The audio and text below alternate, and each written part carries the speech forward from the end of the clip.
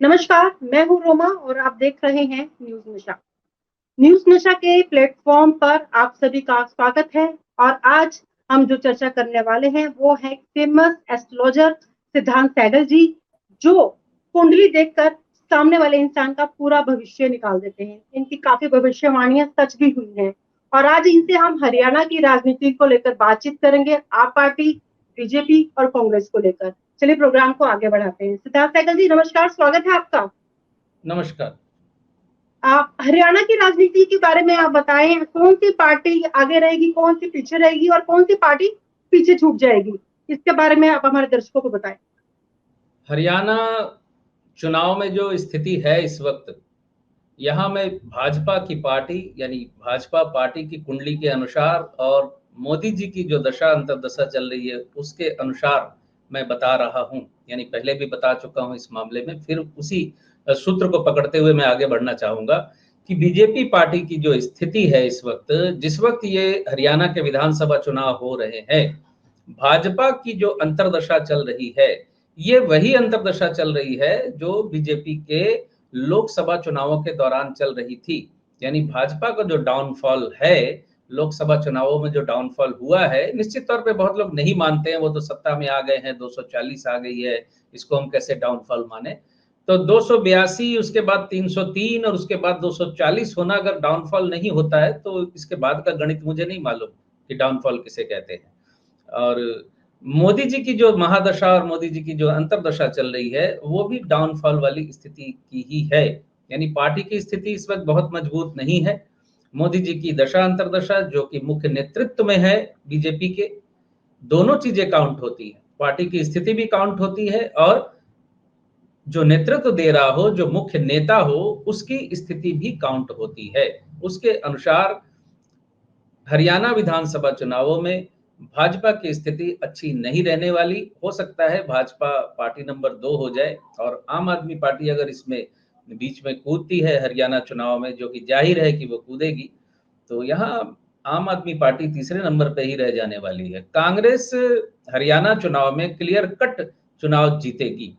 क्यों जीतेगी? मैंने बीजेपी की पार्टी और मोदी जी की कुंडली के हवाले से जो बात मैंने कही, उसी बात को अब कांग्रेस की पार्टी और कांग्रेस के जो लीडर हैं मुख्य, राहुल गांधी जी, उनकी कुंडली के हवाले से मैं आपको ये बताऊं कि राहुल गांधी जी का जो समय है इस वक्त बहुत बेहतर है। राहुल गांधी जी की जो अंतर्दशा चल रही है, अगले 2.5 सालों तक ये अंतर्दशा उनको काफी सफलताएं दिलाने वाली है।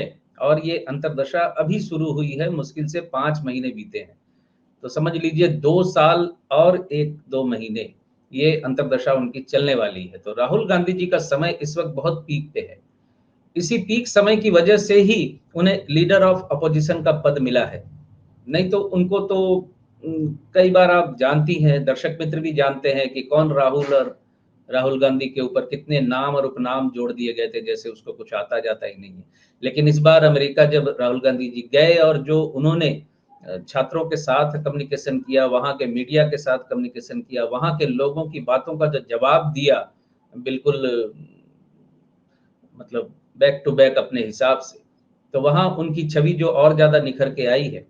और ये भी स्थापित हो गया कि राहुल गांधी जी नॉलेजेबल पर्सन है। तो इस वक्त उनकी अंतर्दशा अच्छी चल रही है। कांग्रेस की स्थिति भी बेहतर है इस वक्त बीजेपी के मुकाबले। तो दोनों चीजों में यहाँ पर इस वक्त कांग्रेस एज में है।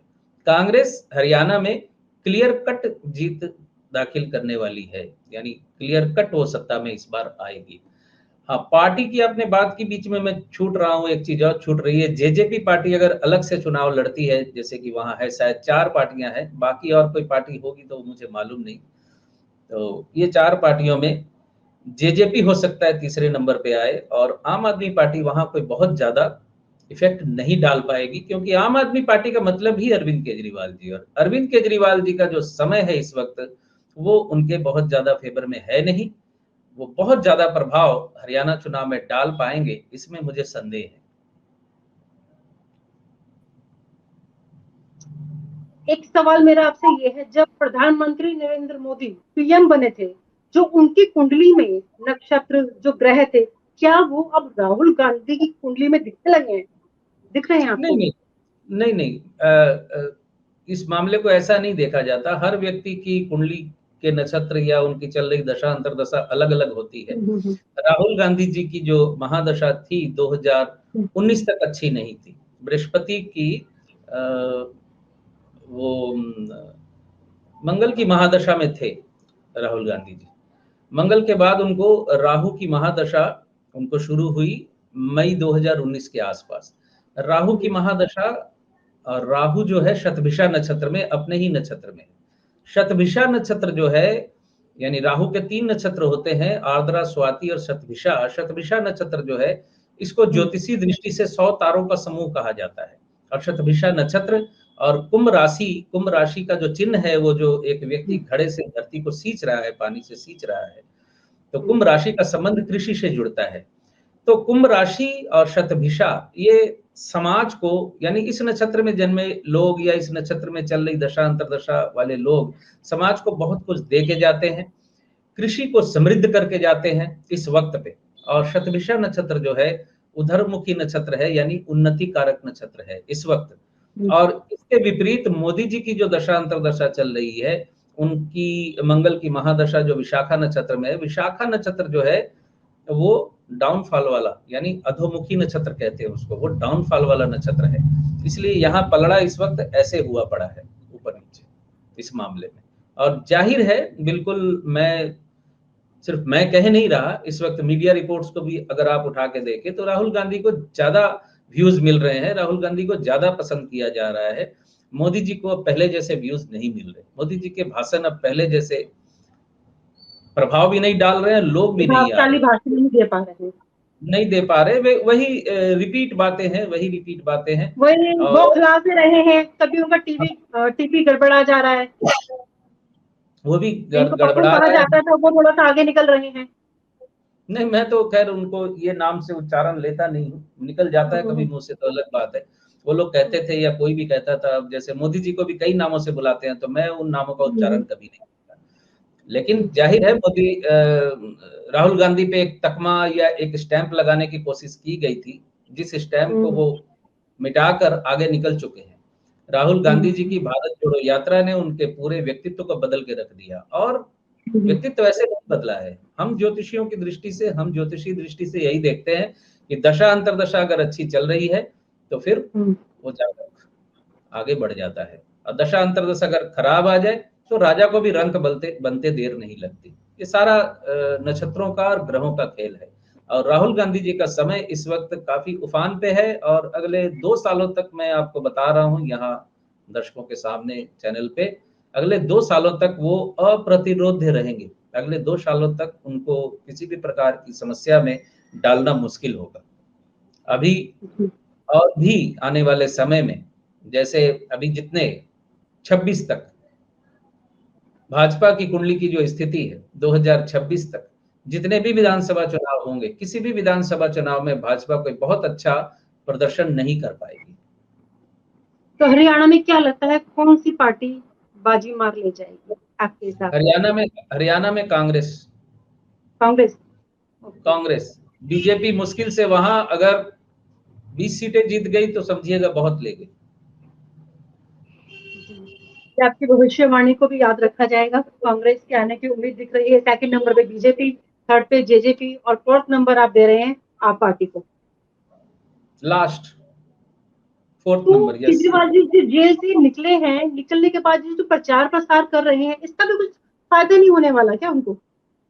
नहीं होगा। अरविंद केजरीवाल जी का समय 2028 तक उनके फेवर में नहीं है। अभी आप शायद महसूस कर रही हैं, बोलना चाहेंगी तो बोलिएगा, ना बोलना चाहे तो मत कहिएगा। अरविंद केजरीवाल जी को देख के अब ऐसा लगता नहीं कि मुख्यमंत्री की कुर्सी से हटते ही उनके हाथ से तोते उड़ गए। सारी चर्चाएं आतिशी जी को घेर कर अभी है चारों तरफ। अरविंद केजरीवाल जी को घेर कर चर्चाएं लगभग बंद है। अभी सारा फोकस जो है आतिशी जी पर है। आतिशी जी पर है। आतिशी जी से की, केजरीवाल जी से नहीं की। जी जी जी। तो ऐसी जो कंडीशन आपने बताई है ग्रहों की, नक्षत्रों की, तो ऐसे टाइम पे जब इंसान का समय अच्छा नहीं होता तो उसको क्या डिसीजन लेना चाहिए? क्या निवारण भी तो होता है। क्या डिसीजन लेना चाहिए जी वो तो अब केजरीवाल जी पूछेंगे तो बताऊंगा मैं। जी जी जी नहीं, मतलब किसी भी कुंडली में कुछ ऐसा नक्षत्र बनते हैं जो अच्छा टाइम नहीं है 2-2.5 साल के लिए, तो एक जनरल क्वेश्चन बताइए, आंसर बताइए इस चीज का। जब जब समय अच्छा ना हो तो बड़ी सिंपल सी बात बताऊं, बुरे समय को हम तूफान से जोड़ते हैं कि तूफान आ रहा है, तो जब तेज तूफान चल रहा होता है तो अपने खिड़की दरवाजे बंद रखने चाहिए। जब किसी इंसान का समय अगर अच्छा ना हो, समय बुरा हो, तो उसको अपनी लिप सर्विस कम करनी चाहिए, कम बोलना चाहिए, निर्णय कम लेने चाहिए और उसको थोड़ा लाइमलाइट से दूर रहने की कोशिश करनी चाहिए, क्योंकि लाइमलाइट में आने की कोशिश करेंगे तो पत्रकार तो बाइट ले ही लेंगे और एक बाइट के 100 बाइट बना देंगे पकड़ के वो। जी जी बिल्कुल समय खराब हो तो सबसे बेहतरीन डिसीजन होता है अपनी जबान को काबू रखना। मुझे नहीं पता केजरीवाल जी ने क्या सोचकर इस्तीफा दे दिया। मैं खुद ही चमत्कृत हो गया था कि इन्होंने रिजाइन क्यों कर दिया अचानक। पता नहीं किसकी बात पे किया, लेकिन उनका समय अच्छा नहीं था। रिजाइन करना उनके लिए एक राजनीतिक भूल साबित होने वाली है आने वाले समय में। खैर, देखते हैं आने वाला समय क्या बताता है। इस जानकारी के लिए भी आपका बहुत बहुत शुक्रिया। नमस्कार। और आप हमसे जुड़े रहने के लिए सब्सक्राइब करें YouTube पर, फॉलो करें Twitter पर और लाइक करें Facebook पर। और ज्यादा जानकारी के लिए आपको टाइप करना होगा सिर्फ न्यूज नशा।